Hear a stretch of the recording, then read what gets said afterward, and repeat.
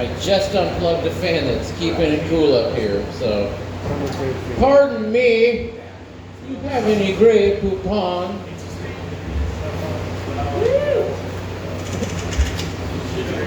Yay! Okay, it's back to going. How is everyone? It's new. Yeah. It's bold. Well, hey, Comedy. hey, right on. We got a new sign up, so I don't know. It was a busy week. I was reading the paper. You know, it's kind of where I start for my comedy, and because it writes itself. And I saw that Walmart had a recall on radioactive shrimp. Still punchline. All I can think is progress. Isn't that great?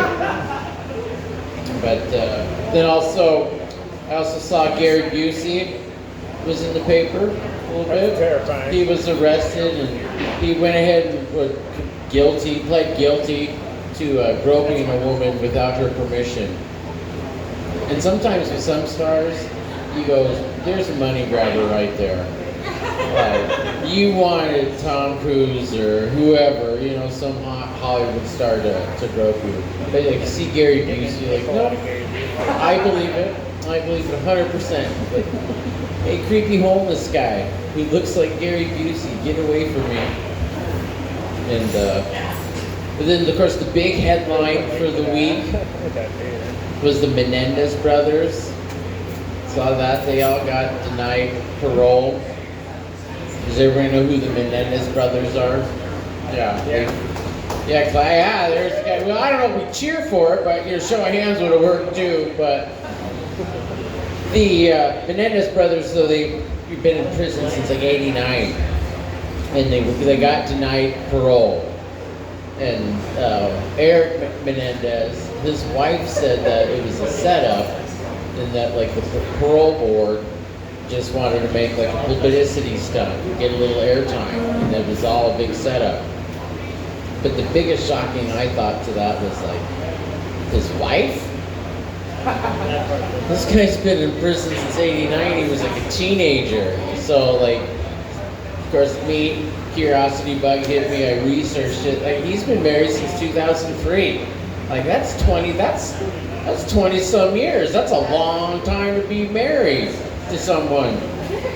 And then I had to think, like, I wonder if the brother was like married. And then I found out he's getting his second divorce right now. That, you know, I can't write that. But of course, my first thought was makes me wonder, like, you know, everybody's single here who's not married. Yeah. What the fuck are you doing wrong?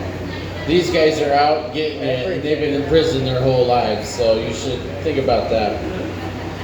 Think about what you could achieve, but makes you wonder, those, like, are commissary items tax deductible? Is there some kind of thing they're floating here to get some tax write-offs? Like, oh, you spent how much in commissaries? Yeah, it's tax deductible. Good job. But speaking of people with money, also old Matt Lauer. Everybody remember him? Big Salacious Scandal TV host.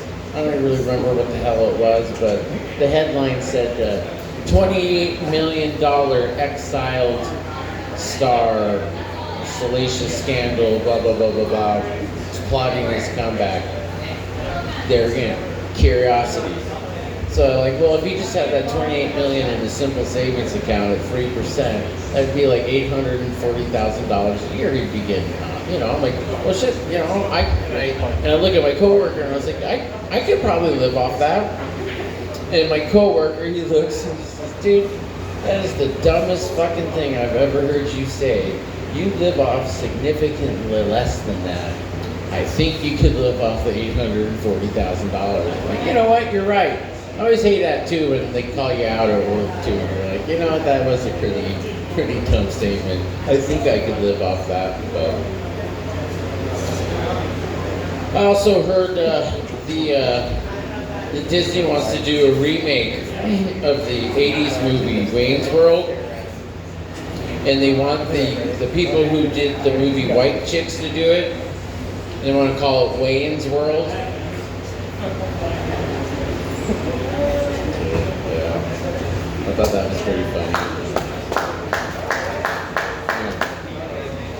good.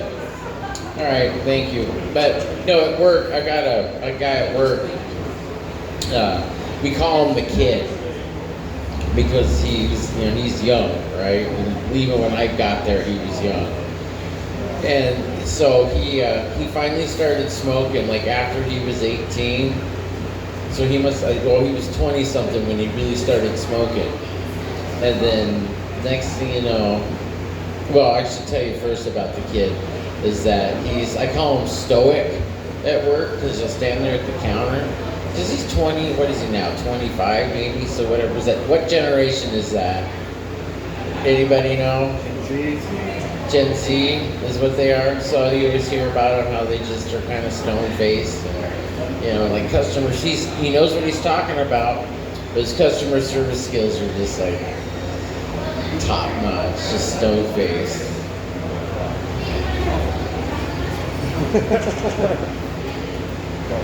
As the customer's talking to him about every complaint they have, and he'd be like, and he starts walking off. Like, no, you're supposed to follow him. He's not ignoring you. He's showing you to get his parts. Follow him, I promise. But, like, I call him stoic, statue-like. So, but he's got shithouse luck. He really does. And I can understand why he's a little bit that way. Because, like I said, he started smoking.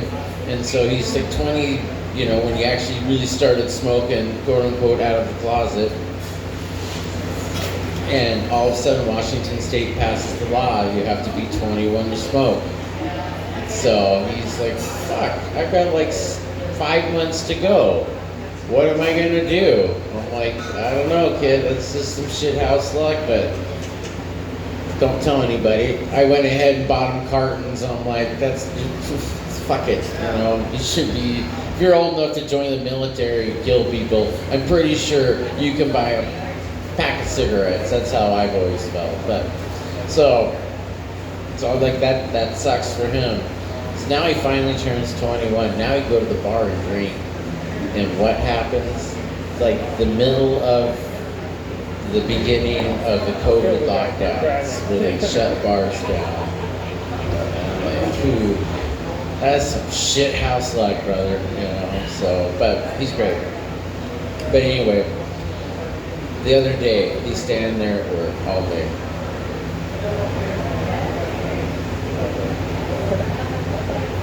He stands there, people, yeah. But someone comes up, and all of a sudden he's like, hey, chit-chatty and making jokes, and I'm like, wow, that's impressive what you're doing there, buddy, you know, and find out, you know, just by listening that it's a buddy of his that he knows outside of work, and he's all lively and everything. All of a sudden, his buddy leaves, you know, staring at him while he's standing there.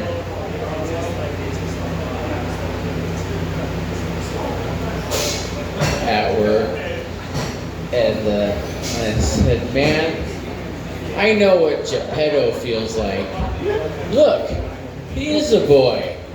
When his friend was standing there, you know, Geppetto from Pinocchio. Oh, come on, that was funny. He's fucking lively when he sees his friend. I'm the boy. Wow. Spent all week working on these, and at least I could get a sympathy laugh. Okay, anyway.